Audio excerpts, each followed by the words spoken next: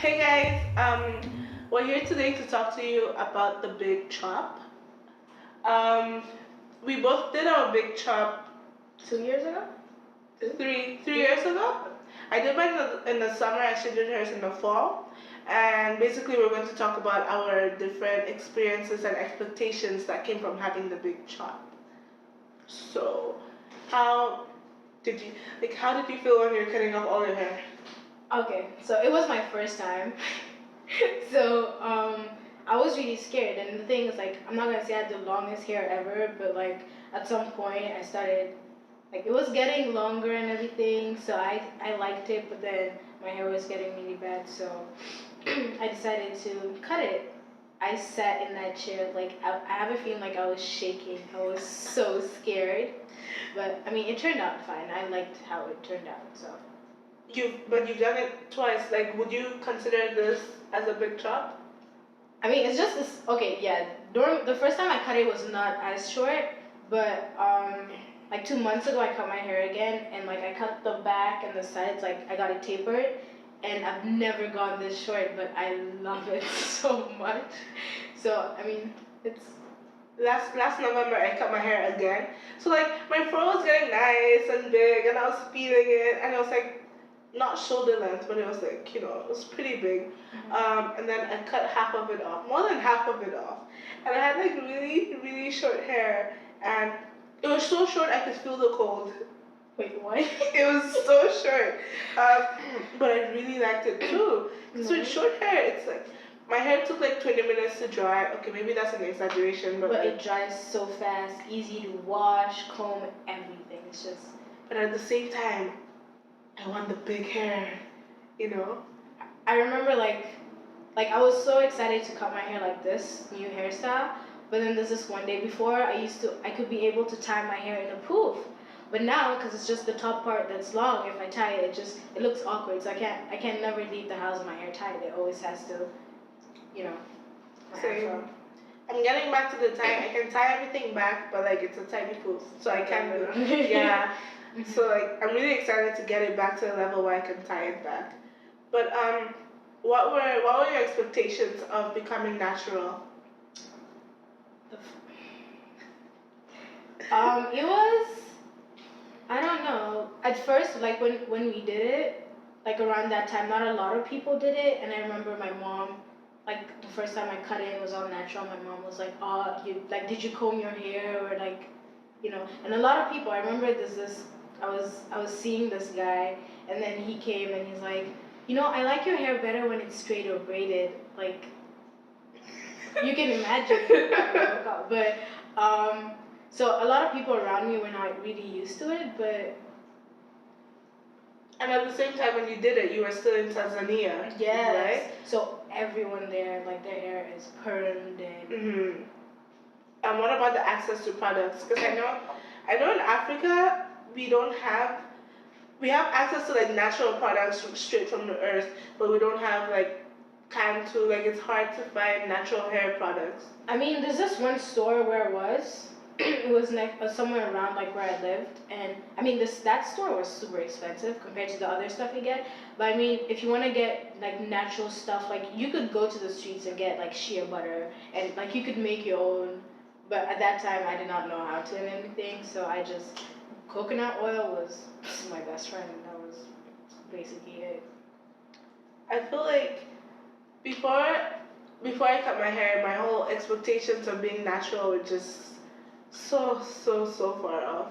When I became natural, I don't know, I started getting into the whole world of twist outs and like bantu knots.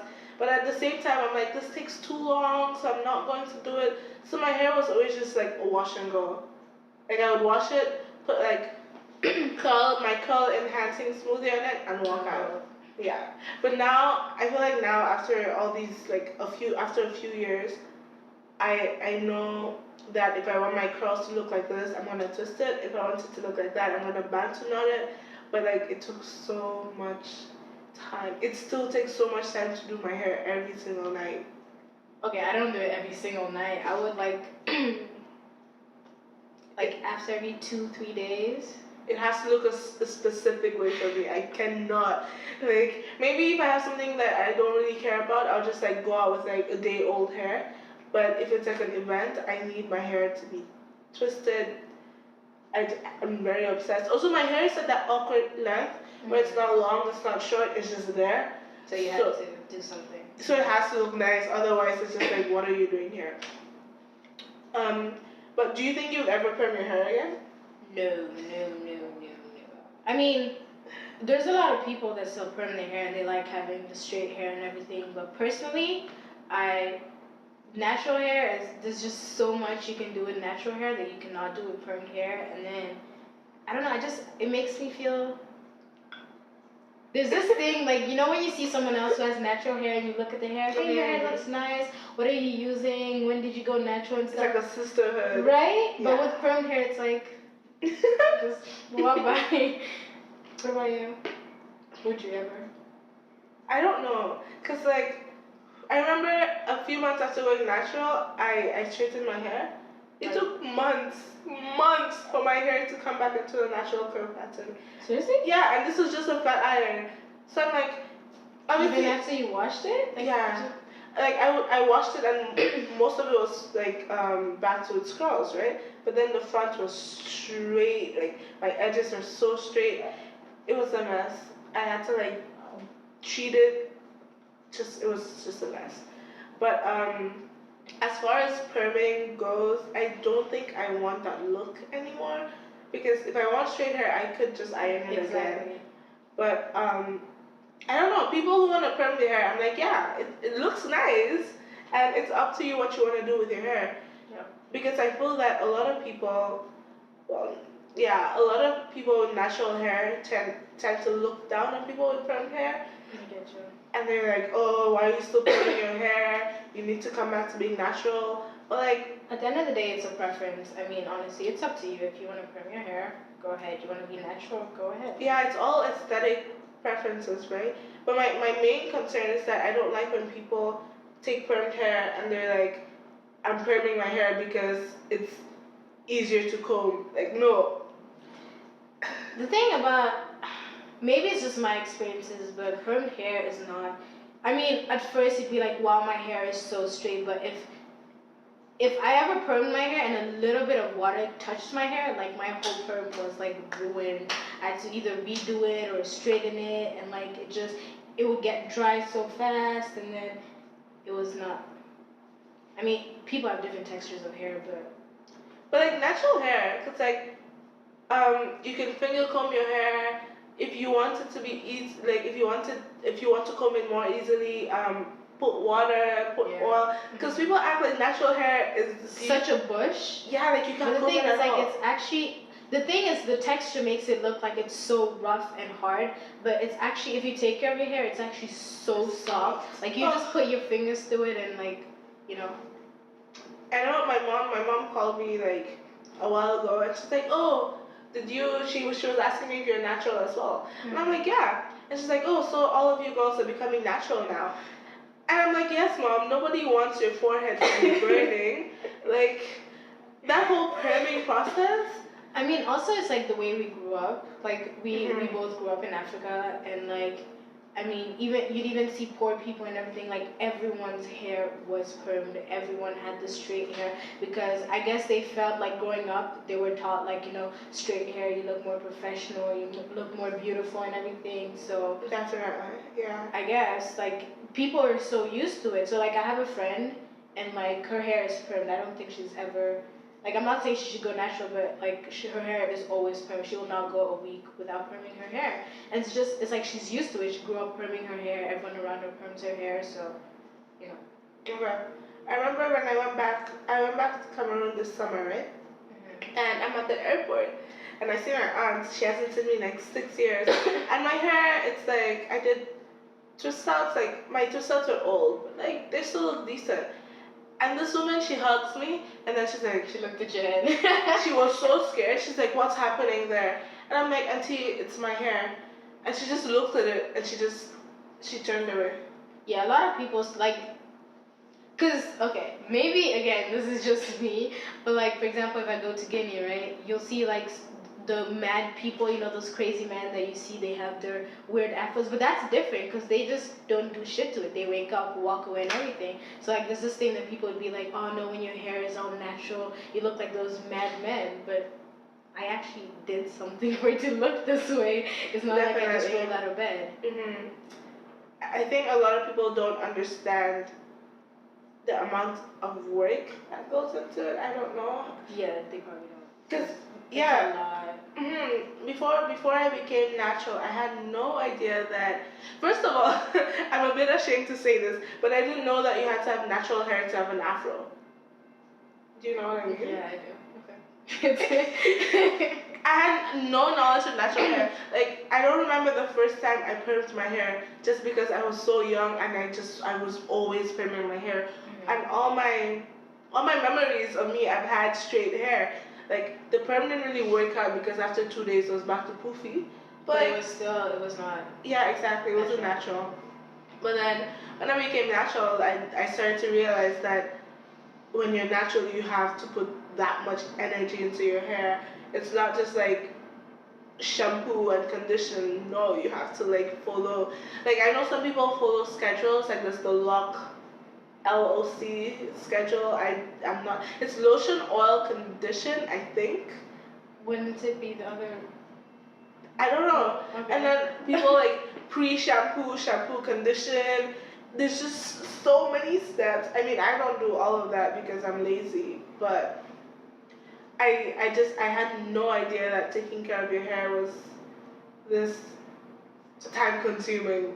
I won't even lie, if YouTube was not there when I went natural, like, I would be lost right now. I used to sit there for hours on YouTube and you see the different, like, people do it in different ways and they have different processes and different stuff that they use, but I mean, just keep, I would say trial and error until you find the right one, because you can't just know, like, it might work for you, but it might not work for me. Mm-hmm. So, I mean, just try it out until you find the right one. I was really lazy with YouTube, I won't lie. The first video I watched was the one that I kept for a good... I did my two stunts the same way for, let's say, 2 years, until I was like, oh, I could improve this. Yeah. And then I started doing it another way. I watched another twist video and then you kept it again. Yeah, I've been doing that. But I added my own twist to it, which is working for me, so I don't think I'm gonna be watching. I'm constantly watching a new video. I can't. You learn different styles and everything, and then it's just, you know. Yeah, but my problem with YouTube is that everybody's using a different product, and natural hair products are so expensive. They are. Right? So I'm like, if you're using that product, I'm not going to go and buy the same thing because I already have like a whole cupboard full. Mm-hmm. So I'm just, unless we have the same products, I'm not watching your video basically. I mean, you could use your products, just like the technique and stuff. Mm-hmm. I mean, I don't always look at it for the products, it's just the techniques. Like, first that Bantu nuts, I did not, like, what was that? So, I mean, you just see how people do the twist outs and stuff again, and it gives you ideas. now that you're natural, how do you feel in relation to your hair? Like, what's the connection now? Hair, you know, some people might not think much about hair, like, it's like, okay, it's my hair, let me tie it up and go out. But right now I feel like hair is such a big part of me, because, I mean, if I'm walking down the street, you're almost like you're gonna see my hair first, because but I don't know, and it's just like, before, I did not really care much about my hair, I guess. Like, I'd braid my hair or I would perm my hair, but now I feel like I'm constantly doing something to my hair, or like I'm gonna walk by a mirror and check out my hair. It's just, I feel really connected to it, I guess. Like, it's more me. No, I feel you. I have my strict, like, every Sunday I have to wash my hair. If something happens, I'm washing, like, my hair to me is just the connection, man. And I'm always telling people that I'm not stereotypical for black girls to not want to wet their hair, but it's a big deal. Okay, also it depends on what kind of wetting. If you just spill water on me, I'd probably beat your ass. But like, you know, sometimes you need a little water in your hair, you know, moisturize it and like, yeah, and stuff. But I mean, like, if I'm going swimming, for instance, I can't do anything else after swimming that day. Braid your hair, go swimming. Right? Or don't go swimming. Exactly. Like I could be in the pool, but like my hair It's not my from here. This is not touching. This is not touching water. It's just because I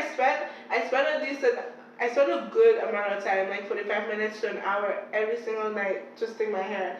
So it's I just don't want anything disrupting that. Like it's part of my look. Just stay away. And I always try to explain that to people because people come and they start touching my hair, and I'm just like, can I help this? You were not invited here. My thing is, I did not touch your hair. You don't touch. So the other day we went to my aunt's neighbors to have dinner, and like she did her hair and everything, and then the husband kept looking at her hair, so he just kept looking. So she felt uncomfortable at some point. She's like, "Do you want to touch it?" But she did not actually mean it. And he came in like, "Oh my God!" He was like touching and everything. Called his wife. Yeah, she said we can touch. Like it was such a big deal. I was like, what? I don't think she actually meant it. Don't touch her hair. I don't get that. Even touching, I have to be really, really close to you for me to want to like reach out and touch your hair. Like, you know, like this close. Oh, I still wouldn't want you touching my hair. It's not as it's best right now, but still, don't. I don't. Yeah, it's like I never feel the need. Like if I see someone's hair that looks really nice and the curls are like popping, from a distance. right? I look at it and I'm like, oh, this is so pretty. Also, another thing with people touching my hair is that sometimes if my hair is wet, I like to air dry my hair, right? So I'll walk out of the house because it's short. You're not going to know. And then people put their hands in it and they're like, oh, it's wet. Who told you to put your hand in it? Like, yeah, like, oh, don't touch it. Like, what are you looking for? Also, the thing is like, so like the back of my hair is really short, so when I do like twist outs or whatever, it's like it could the curls get ruined so fast if you keep playing with it. So if someone just comes and touches my hair, and like the thing is they will like you're ruining the hairstyle. Don't. Again, this summer my hair got I won't say patted. My hair got, you know, searched, massaged. For I don't know what weapon they were looking for in my afro, but this happened. Wait, actually. It happened twice. It happened once in Amsterdam and again in Rwanda. How big was your fro? Why were they? My fro is not big. It's like just the front, like slightly bigger than the front. That's my whole fro.